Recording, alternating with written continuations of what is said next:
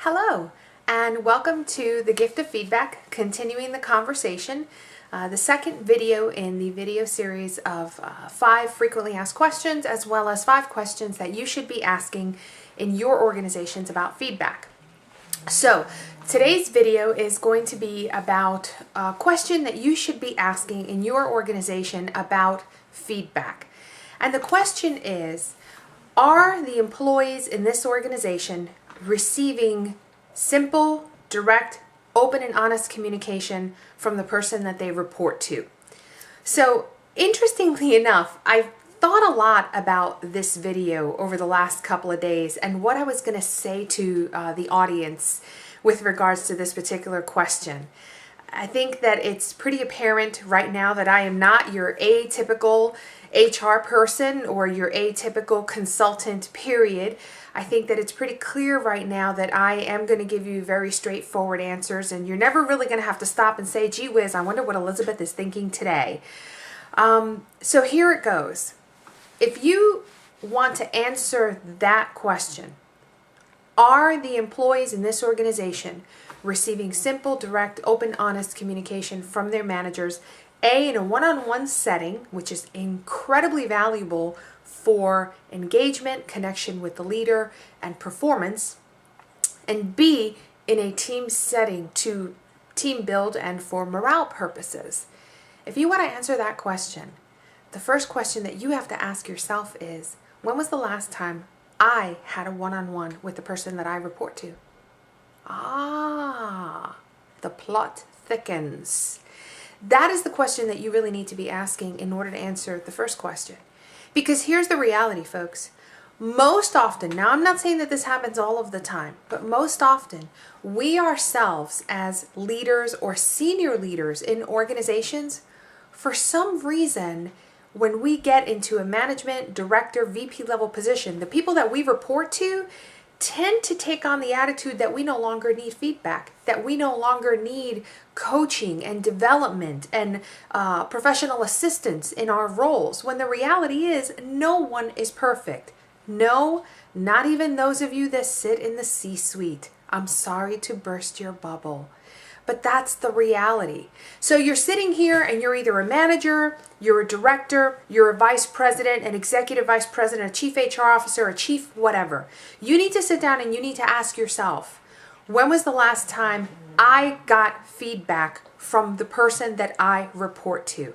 And if the answer is never, or it's been well over a year, chances are, and you're not doing this consciously, or maybe some of you are, chances are you are not doing that for the people that report to you. And guess what? If you are not doing the one-on-one meetings, the team communication effectively with the people that report up to you, do you really think that they are doing it with the folks that report to them? The reality is, chances are they are not. So here's the thing. You can do this very simply and very effectively. I am not saying that you need to schedule 1-hour weekly meetings with the people that report to you. That's not what I'm saying, because I know what you're going to say, which is what every single person in a leadership position that I have discussed this concept with says to me. Elizabeth, I'm busy. Let me tell you something. You're busy? Make time. Make time. I knew of a chief executive officer in an organization that I worked for that shall remain nameless to protect the guilty and severely dysfunctional. But this person's response every time one of their direct reports wanted to sit down and have a one-on-one feedback session with this individual, their response was, I'm busy. I ain't got time for that. I'm busy. I don't have time for that. I'm busy. Oh my God, my calendar. Oh my God, my schedule. Oh my God, I'm booked. Guess what?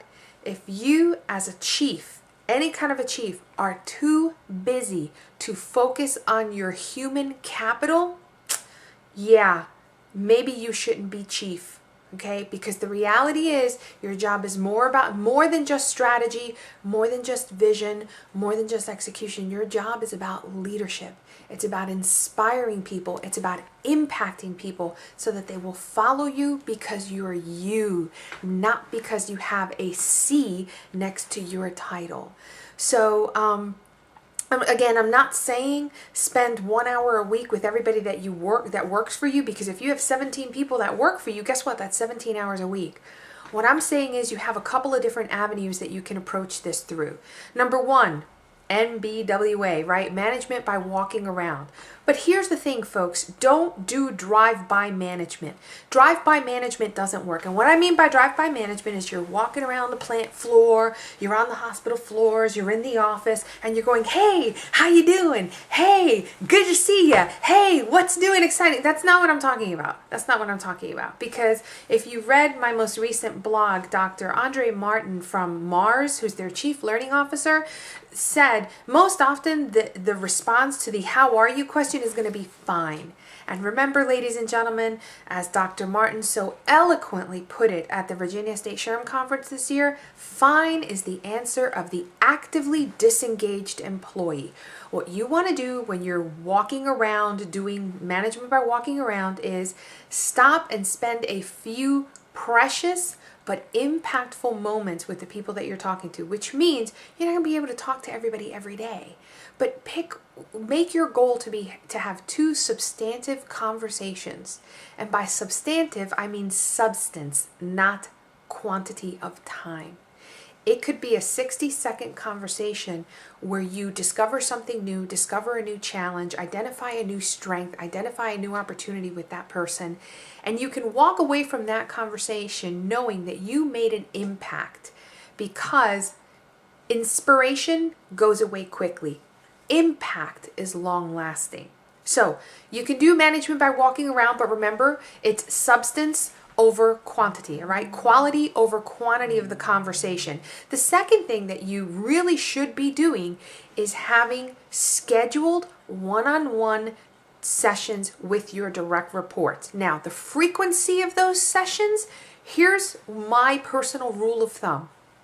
Obviously, you don't want to do them weekly unless you have someone who is struggling, wants to perform, and needs that guidance from you on a weekly basis. But you could do them monthly, but here's the thing. Don't let 90 full days go by without you having a scheduled one-on-one session with your direct reports individually. I'm sure you have staff meetings. I hope you have staff meetings on a frequent basis, because that is a great corporate communication strategy. But what you want to do in those 90-day sessions is cliffhanger. That is a topic for another video series. So I'm leaving you with 2 tips, right? Number 1, management by walking around. Make sure it's a substantive conversation. Substance, quality over quantity. Make it your goal to have 2 substantive conversations whenever you walk around the building, the plant floor, the hospital floors, or wherever it is that you worked. Number 2, one-on-one sessions. You don't need to have them weekly. I'm okay if you don't have them monthly. I think your staff will be okay if you don't have them monthly. But have them either every other month or every 90 days minimum. You do not want to go greater than 90 days without having those conversations with your employees. So there we are, folks. A question you should be asking in your organization: are my people getting feedback, and what can I do about it, right? So let's hope that these tips are useful for you, and feel free to contact us at Adelante Human Resources Consulting so that we can come in and we can help you get these conversations started and put the processes in place to make sure that these conversations are in fact happening. Have a wonderful week, everybody, and if you're in the Peninsula area or the South Side, stay dry. It's going to be a wet one this week. Thank you and have a great day.